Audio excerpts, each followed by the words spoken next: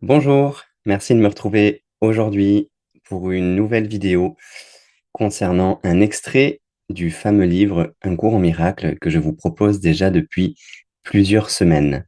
Aujourd'hui, on va aborder, toujours dans le chapitre 6, l'alternative à la projection. La semaine dernière, je vous avais proposé une vidéo parlant du message de la crucifixion. Si vous voulez aller la voir et que vous ne l'avez pas encore vue, vous pouvez. Elle a un petit peu fait réagir. C'est normal, ça vient toucher des choses qui peuvent être assez sensibles concernant parfois la religion ou la vision que l'on peut avoir de ce message, de cette expérience qu'a vécu Jésus. Donc voilà, c'était très intéressant. Et le message est toujours l'amour, puisqu'il n'y a que l'amour, pour faire simple. Donc voilà, en tout cas, c'est ce que nous enseigne le cours en miracle et que je suis ravi, sous différents angles, dans différents chapitres, de vous proposer à la réflexion, mais aussi à sentir cet enseignement. C'est le plus important. Le mental est un bon outil pour conceptualiser, pour synthétiser, pour avoir des opinions, des idées, etc. Mais pour vraiment comprendre cellulairement, sentir, eh bien, il a plus sa place. Il n'est pas fait pour ça. Donc, comme à chaque fois, je vous le dis, écoutez les textes si vous le pouvez, de manière décontractée et vraiment avec vos cellules, avec votre cœur. Voilà, il y aura peut-être plus de résonance. En tout cas, je vous le souhaite pour vraiment sonder et sentir quel est le fond du message du cours en miracle, qui est un fond unificateur. Donc chacun a ses histoires, chacun a ses filtres, mais l'idée c'est qu'à travers le cours, ce qu'il transmet fondamentalement, c'est une nouvelle perception, une nouvelle façon de penser, non plus avec l'ego, mais depuis l'Esprit Saint que nous sommes, puisque nous vivons dans une projection de cet Esprit Saint. Donc aujourd'hui, le chapitre est très approprié puisqu'il s'agit, comme je vous l'ai dit, d'une alternative, de l'alternative à la projection. Voilà, je rappelle oralement et très clairement que j'ai bien les autorisations de la fondation américaine officielle The Foundation for Inner Peace de partager avec vous ces enseignements sous forme de vidéos publiques et puis d'interagir avec vous quand vous le souhaitez, quand vous avez des questions, des remarques, des ressentis par rapport à ça. C'est avec grand plaisir que vous pouvez vous servir de l'espace commentaire pour interagir. Et puis si vous avez des questions sur pas uniquement le passage qui a été lu dans la vidéo, mais de manière plus générale ou sur le passage qui va suivre. Sachez que dans la description, je propose toujours le prochain passage qui va être lu afin que vous puissiez, si vous le souhaitez, suivre le cours en même temps que je vous le partage et me poser des questions, soit dans les commentaires des anciennes vidéos, soit sur les réseaux sociaux, soit directement par email que vous trouverez également dans la description. Voilà, c'était une longue intro, mais on est parti pour ce passage-là. Je répondrai également à 3 questions dans ce passage, comme j'ai coutume de le faire, et puis il y aura une réflexion méditative que j'ai écrite qui nous laissera glisser dans quelques minutes de méditation en silence afin de clôturer cette vidéo et de bien intégrer ce qui aura été partagé aujourd'hui. Voilà, c'est parti. L'alternative à la projection. Toute division dans l'esprit doit comporter le rejet d'une partie de lui, et c'est cela qui est la croyance en la séparation. L'entièreté de Dieu, qui est sa paix, ne peut être appréciée que par un esprit entier qui reconnaît l'entièreté de la création de Dieu. Par cette reconnaissance, il connaît son Créateur. Exclusion et séparation sont synonymes, comme le sont séparation et dissociation.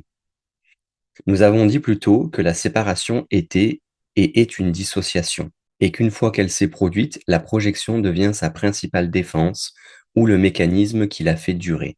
Toutefois, la raison peut être pas aussi évidente que tu ne le penses. Ce que tu projettes, tu le désavoues, et tu ne crois donc pas que ce soit à toi.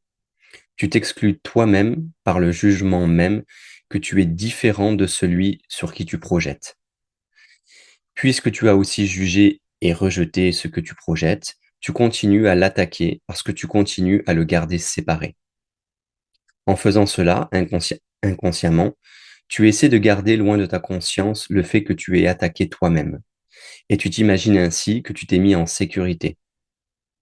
Or, la projection te blessera toujours. Elle renforce ta croyance en ton propre esprit divisé, et son seul but est de faire durer la séparation. C'est uniquement un mécanisme de l'ego pour te faire sentir différent de tes frères et séparé d'eux. L'ego le justifie en alléguant que cela le fait paraître meilleur, entre guillemets, qu'eux, ce qui obscurcit encore davantage son égalité avec eux. La projection et l'attaque sont inévitablement reliées parce que la projection est toujours un moyen de justifier l'attaque. La colère sans projection est impossible. L'ego n'utilise la projection que pour détruire ta perception, à la fois de toi-même et de tes frères. Le processus commence par exclure quelque chose qui existe en toi, mais que tu ne veux pas, et conduit directement à t'exclure toi-même de tes frères. Toutefois, nous avons appris qu'il y a une alternative à la projection. Chaque aptitude de l'ego a un meilleur usage parce que ces aptitudes sont dirigées par l'esprit qui a une meilleure voie. Le Saint-Esprit étend et l'ego projette. Comme leurs buts sont opposés, aussi le sont leurs résultats. Le Saint-Esprit commence par te percevoir comme étant parfait, connaissant que cette perfection est partagée. Il la connaît en l'autre, la renforçant ainsi en vous deux. Au lieu de la colère, cela suscite l'amour pour les deux, parce que cela établit l'inclusion. Percevant l'égalité, le Saint-Esprit perçoit des besoins égaux. Automatiquement, cela invite l'expiation, parce que l'expiation est le seul besoin dans ce monde qui soit universel. Te percevoir toi-même de cette façon, c'est la seule façon de trouver le bonheur dans le monde. C'est parce qu'ainsi tu reconnais que tu n'es pas dans ce monde, car le monde est malheureux. Comment peux-tu trouver la joie dans un lieu sans joie, sauf en te rendant compte que tu n'es pas là? Tu ne peux être nulle part où Dieu ne t'a pas mis, et Dieu t'a créé comme part de lui. Cela est à la fois où tu es et ce que tu es. C'est complètement inaltérable. C'est l'inclusion totale. Tu ne peux pas le changer, ni maintenant, ni jamais. C'est vrai à jamais. Ce n'est pas une croyance, mais un fait. Tout ce que Dieu a créé est aussi vrai qu'il l'est. Sa vérité réside seulement dans sa parfaite inclusion en lui, qui seul est parfait. Nier cela, c'est te nier toi-même et le nier, lui, puisqu'il est impossible d'accepter l'un sans l'autre. La parfaite égalité de la perception du Saint-Esprit est le reflet de la parfaite égalité de la connaissance de Dieu. La perception de l'ego n'a pas d'équivalent en Dieu, mais le Saint-Esprit demeure le pont entre la perception et la connaissance. En te permettant d'utiliser la perception d'une manière qui reflète la connaissance, tu finiras par t'en souvenir. L'ego préférerait croire que ce souvenir est impossible, or, c'est ta perception que guide le Saint-Esprit. Ta perception finira où elle a commencé. Toutes choses se rencontrent en Dieu, parce que toutes choses ont été créées par lui et en lui.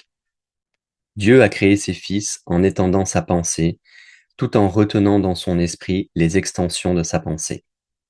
Ainsi, toutes ces pensées sont parfaitement unies en elles-mêmes et les unes avec les autres. Le Saint-Esprit te permet de percevoir cette entièreté maintenant. Dieu t'a créé pour créer. Tu ne peux pas étendre son royaume jusqu'à ce que tu connaisses ce qu'est son entièreté. Les pensées commencent dans l'esprit du penseur et de là vont vers l'extérieur. C'est aussi vrai de la pensée de Dieu que de la tienne. Parce que ton esprit est divisé, tu peux aussi bien percevoir que penser. Or, la perception ne peut pas échapper aux lois fondamentales de l'esprit. Tu perçois à partir de ton esprit et tu projettes tes perceptions à l'extérieur. Bien que toute espèce de perception soit irréelle, c'est toi qui l'as faite et le Saint-Esprit peut donc en faire bon usage. Il peut inspirer la perception et la conduire vers Dieu. Cette convergence paraît très éloignée dans le futur pour la seule raison que ton esprit n'est pas parfaitement aligné sur cette idée et qu'il ne la veut pas maintenant. Le Saint-Esprit utilise le temps, mais il n'y croit pas. Venant de Dieu, il utilise tout pour le bien, mais il ne croit pas en ce qui n'est pas vrai. Puisque le Saint-Esprit est dans ton esprit peut aussi croire seulement ce qui est vrai. Le Saint-Esprit ne peut parler que pour cela, parce qu'il parle pour Dieu. Il te dit de retourner à Dieu, ton esprit tout entier, parce qu'il ne l'a jamais quitté. S'il ne l'a jamais quitté, tu as seulement besoin de le percevoir tel qu'il est pour qu'il lui soit retourné. Avoir pleinement conscience de l'expiation, c'est donc reconnaître que la séparation ne s'est jamais produite. L'ego ne peut pas prévaloir contre cela, parce que c'est l'énoncé explicite que l'ego ne s'est jamais produit. Elle est puissante cette phrase. Avoir pleinement conscience de l'expiation, je la répète, c'est donc reconnaître que la séparation ne s'est jamais produite. Là, on est vraiment dans les fondamentaux du cours, quoi.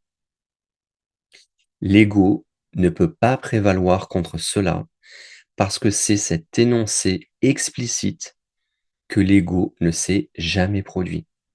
Donc évidemment, pour l'ego, c'est impossible à entendre. Je reprends. L'ego peut accepter l'idée que le retour est nécessaire parce qu'il peut si facilement la faire paraître difficile. Or, le Saint-Esprit te dit que même le retour n'est pas nécessaire parce que ce qui n'est jamais arrivé ne peut pas être difficile. Toutefois, tu peux rendre l'idée de retour à la fois nécessaire et difficile. Or, il est sûrement clair que ceux qui sont parfaits n'ont besoin de rien. Et tu ne peux pas ressentir la perfection comme un accomplissement difficile parce que c'est ce que tu es. C'est de cette façon que tu dois percevoir les créations de Dieu, en ramenant toutes tes perceptions sur la seule ligne que voit le Saint-Esprit. Cette ligne est la ligne directe de communication avec Dieu, qui laisse ton esprit converger avec le sien. Il n'y a de conflit nulle part dans cette perception, parce que cela signifie que toute perception est guidée par le Saint-Esprit, dont l'esprit est fixé sur Dieu. Seul le Saint-Esprit peut résoudre le conflit, parce que seul le Saint-Esprit est libre de tout conflit. Il ne perçoit que ce qui est vrai dans ton esprit, et ne s'étend qu'à ce qui est vrai dans les autres esprits. La différence entre la projection de l'ego et l'extension du Saint-Esprit est très simple. L'ego projette pour exclure, et donc pour tromper. Le Saint-Esprit s'étend en se reconnaissant lui-même dans chaque esprit. Ainsi, il les perçoit tous ne faisant qu'un. Rien n'est en conflit dans cette perception, parce que tout ce que le Saint-Esprit perçoit est le même. Où il regarde, il se voit lui-même, et parce qu'il est uni, il offre toujours le royaume tout entier. C'est l'unique message que Dieu lui a donné, et pour lequel il doit parler, parce que c'est ce qu'il est. La paix de Dieu réside dans ce message. Ainsi, la paix de Dieu réside en toi. La grande paix du royaume, lui, a jamais dans ton esprit, mais elle doit rayonner au dehors pour que tu en prennes conscience. Le Saint-Esprit t'a été donné avec une parfaite impartialité. Et c'est seulement en le reconnaissant impartialement que tu peux le reconnaître. L'ego est légion, mais le Saint-Esprit est un. Aucune ténèbre ne demeure nulle part dans le royaume. Mais ton rôle consiste uniquement à ne permettre à aucune ténèbre de demeurer dans ton propre esprit. Cet alignement sur la lumière est illimité, parce qu'il est aligné sur la lumière du monde. Chacun de nous est la lumière du monde, et c'est en joignant nos esprits dans cette lumière que nous proclamons le royaume de Dieu ensemble et ne faisant qu'un.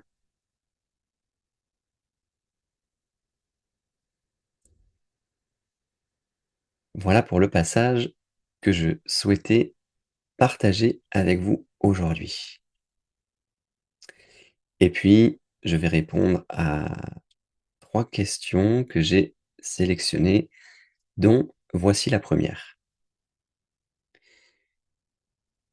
Quelle est la différence entre la projection de l'ego et l'extension du Saint-Esprit? Alors, question, simple, mais qui a vraiment sa place pour clarifier ça au cas où ça ne le soit pas encore pour vous après cette, lecture. Le cours nous dit que la projection et l'extension sont 2 mouvements complètement opposés, même s'ils peuvent sembler similaires de l'extérieur. La projection, c'est le mécanisme que l'ego utilise pour se maintenir en vie. Voilà comment il fonctionne. En fait, nous avons quelque chose en nous que nous ne voulons pas, de la colère, de la peur, un jugement. Alors, nous le rejetons à l'extérieur et nous le voyons chez l'autre. Le cours est très clair là-dessus. Ce que tu projettes, tu le désavoues et tu ne crois donc pas que ce soit à toi. Donc en fait, nous nous séparons de cette partie de nous-mêmes et automatiquement, nous nous séparons aussi de l'autre personne sur qui nous l'avons projeté. Du coup, nous renforçons notre croyance que nous sommes différents, séparés, meilleurs ou moins bien qu'eux. Et donc le résultat, c'est que la projection nous blesse toujours. Elle renforce l'illusion de la séparation et nous maintient coincés dans la division. L'extension, par contre, c'est complètement différent. Le Saint-Esprit ne projette jamais, il étend. Qu'est-ce que ça veut dire? Eh bien que le Saint-Esprit commence par nous percevoir comme étant parfaits. Il sait que cette perception n'est pas juste à nous, elle est partagée. Alors, il la reconnaît aussi chez l'autre, et en faisant ça, il la renforce en nous deux. L'extension, c'est un mouvement d'inclusion, pas d'exclusion.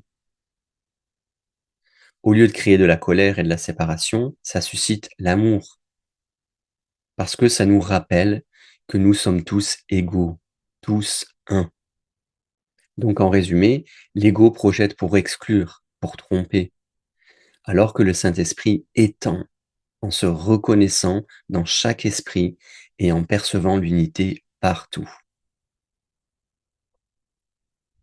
Donc voilà, j'espère que ça euh, éclaire davantage cette nuance, ces opposés vraiment importants à bien sentir, à bien comprendre. Deuxième question, alors question pratique, comment reconnaître quand nous projetons plutôt que quand nous étendons?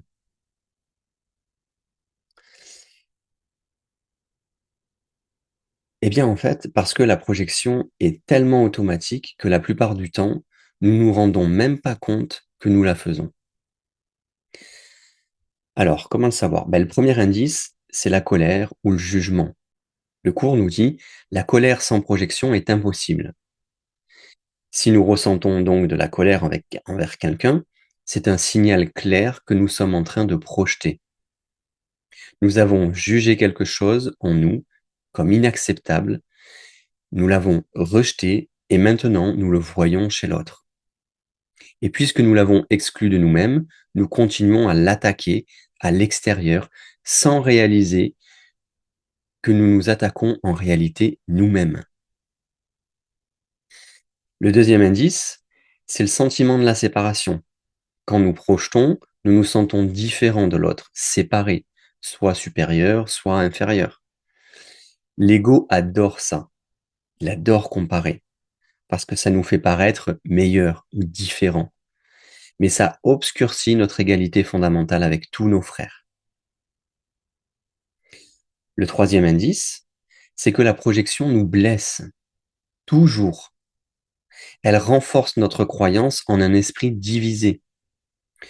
Nous pouvons avoir l'impression d'avoir mis en sécurité une partie de nous-mêmes en la rejetant à l'extérieur, comme il est dit dans le cours. Mais en réalité, nous avons juste créé davantage de souffrance, plus de séparation.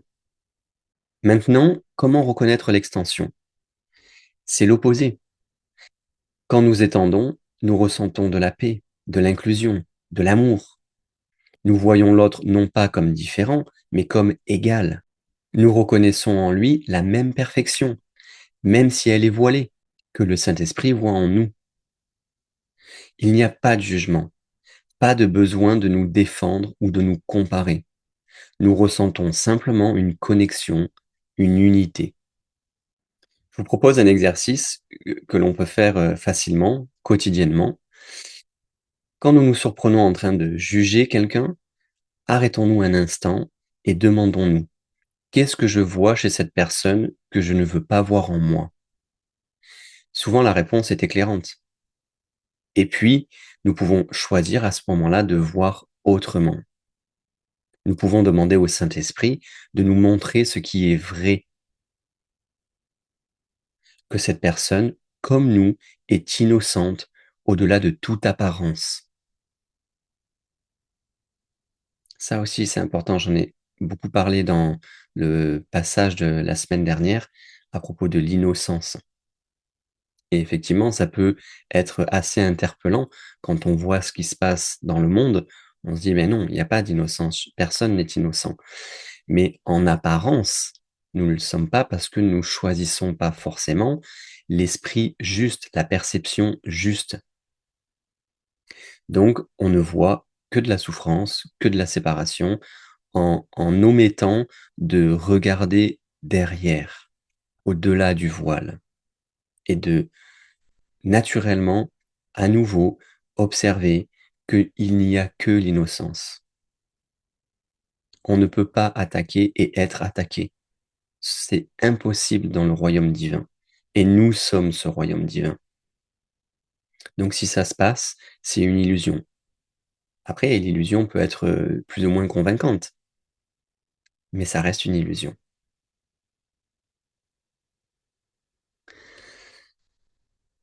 Et puis, la troisième question, nous ne sommes pas dans ce monde et que le monde est malheureux. Ah oui, ah oui, pourquoi le cours dit ça? Nous ne sommes pas dans ce monde et le monde est malheureux. C'est une bonne question, merci. C'est l'un des enseignements en fait les plus radicaux et libérateurs du cours, mais également l'un des plus difficiles à accepter pour l'ego. Le passage nous dit, je cite, te percevoir toi-même de cette façon, comme parfait et unifié, c'est la seule façon de trouver le bonheur dans le monde. C'est parce qu'ainsi tu reconnais que tu n'es pas dans ce monde, car le monde est malheureux. Donc concrètement, le cours nous enseigne que le monde que nous voyons est une projection de l'ego, une illusion créée pour maintenir la croyance en la séparation. Le monde, tel que nous le percevons, est fondé sur la division, le manque, la peur, la mort. C'est un monde où nous cherchons constamment quelque chose à l'extérieur pour nous compléter ou pour nous rendre heureux. Et nous ne le trouvons jamais vraiment, parce que le bonheur durable ne peut pas venir d'un monde illusoire. Alors, quand le cours nous dit nous ne sommes pas dans ce monde, il ne veut pas dire que nous devons nier notre expérience corporelle ou fuir la réalité. Ça aussi, j'ai souvent beaucoup de messages sur ça. Mais ça veut simplement dire que notre véritable nature, notre véritable soi, n'a jamais quitté Dieu. Et le cours nous le rappelle en disant, je cite, tu ne peux être nulle part où Dieu ne t'a pas mis, et Dieu t'a créé comme partie de lui. Cela est à la fois où tu es et ce que tu es. C'est complètement inaltérable.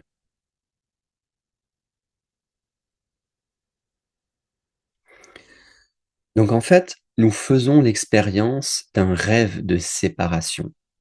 Nous nous sommes endormis, rêvant que nous sommes dans un corps, dans un monde de forme, luttant pour survivre et pour trouver la paix. Mais notre véritable réalité, notre être essentiel est resté en Dieu, parfaitement en paix, parfaitement entier. La séparation ne s'est donc jamais réellement produite. J'insiste sur ça parce que c'est vraiment le fondement du cours. C'est une illusion, un rêve. Donc pourquoi c'est libérateur? Eh bien pour ça, en fait, tout simplement. Parce que si nous comprenons que nous ne sommes pas vraiment dans ce monde, nous cessons d'attendre que le monde nous donne la paix.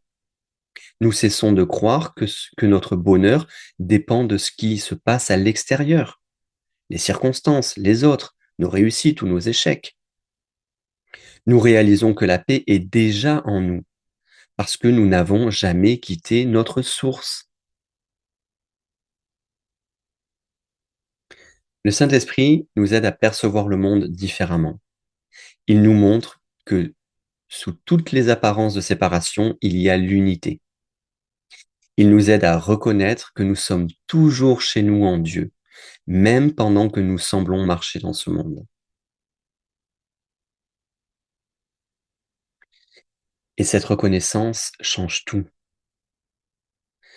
Nous pouvons être dans le monde sans être du monde. Nous pouvons fonctionner ici, aimer, créer, vivre, mais sans plus jamais croire que c'est ici que réside notre véritable réalité. Et le cours nous dit, je cite, avoir pleinement conscience de l'expiation, c'est reconnaître que la séparation ne s'est jamais produite. Fin de citation. C'est ça le réveil. C'est réaliser que nous avons toujours été chez nous, que nous n'avons jamais été perdus et que nous n'avons jamais été séparés de l'amour.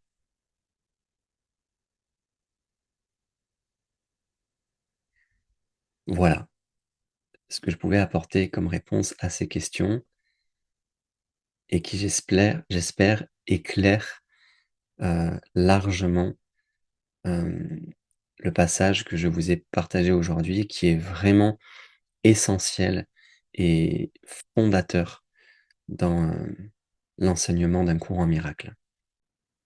Ensuite, je souhaite vous partager une réflexion donc que j'ai écrite, qui reprend un petit peu les grandes lignes de ce texte aujourd'hui, avant de nous laisser glisser quelques minutes en méditation.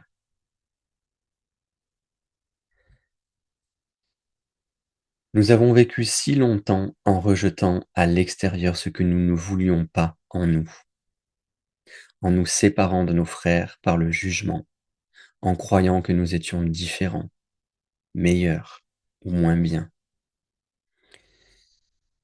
Et voilà, ça nous a épuisés, ça nous a blessés, parce que chaque fois que nous projetons, nous renforçons l'illusion de la séparation. Nous nous enfermons un peu plus dans un esprit divisé. Mais le Saint-Esprit nous offre une autre voie, une alternative à la projection. Il nous voit, nous, parfaits. Il voit cette perfection partagée avec tous nos frères. Il ne projette pas, il étend. Il reconnaît son propre reflet dans chaque esprit. Et en faisant ça, il nous rappelle que nous ne sommes pas de ce monde et que nous n'avons jamais quitté notre source, que la séparation donc ne s'est jamais réellement produite. Alors je vous invite à respirer à présent dans cette vérité, à peut-être lâcher juste un instant tous les jugements que nous portons, toutes les projections que nous maintenons, toutes les histoires de qui a tort et qui a raison, et reconnaissons simplement, je suis lumière, mon frère est lumière, nous sommes un, et dans cette unité, il n'y a que la paix.